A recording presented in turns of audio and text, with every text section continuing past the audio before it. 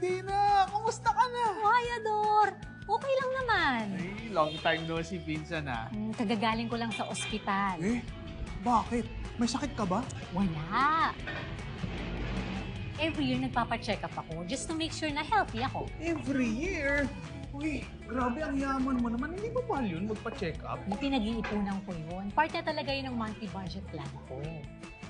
Ano yun? Mahaba-habang usapan yan. Teka, ikaw, kamusta ka naman? Ito. Pupunta ako kay Tito Miguel mamaya. Ha? Di ba nasa US siya? Kababalik lang niya. O bakit na-miss mo na siya? Oo naman.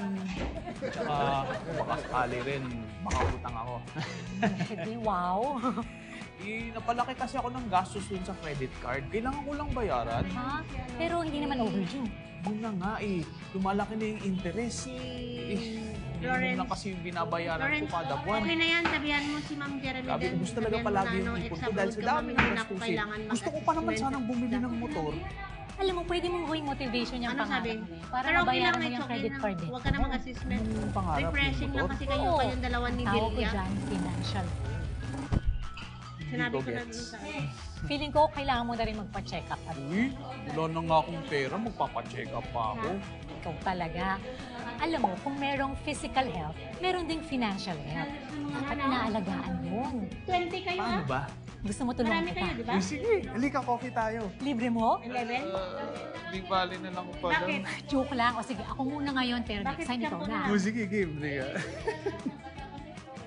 Saka si Delia. Ikaw, Bakit nga? kailan Di ba ang marami huling check kayong up ano? mo? Kunti Alamin lang nga naman natin yung kung sabon. healthy ka. Let's have a Bakit quiz. ano? Bakit hindi? Bibigyan kita ng 2 seconds Ha? sa bawat tanong. At maging honest ka, ha? Anong mas gusto mo? Burger o gulay?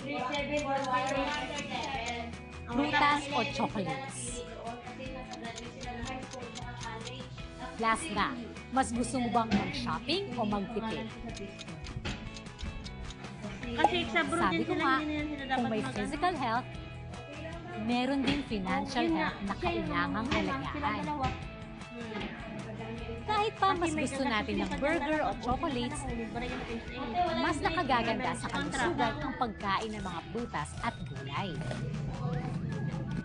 Ganon din ang paggastos. Kahit masayang mag-shopping, kailangan ding magtipid-tipid para hindi maghingalo ang savings.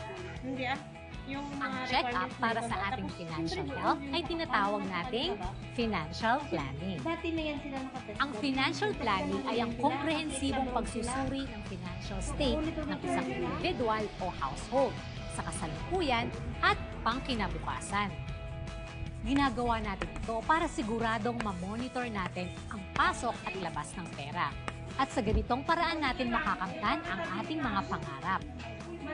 Sa module na ito, aalamin natin kung ano nga ba talaga ang financial planning, kung bakit mahalaga ito, at matututo rin tayong gumamit ng mga tools na makatutulong sa More than ating 10 man kayo, di ba? pagpaplano.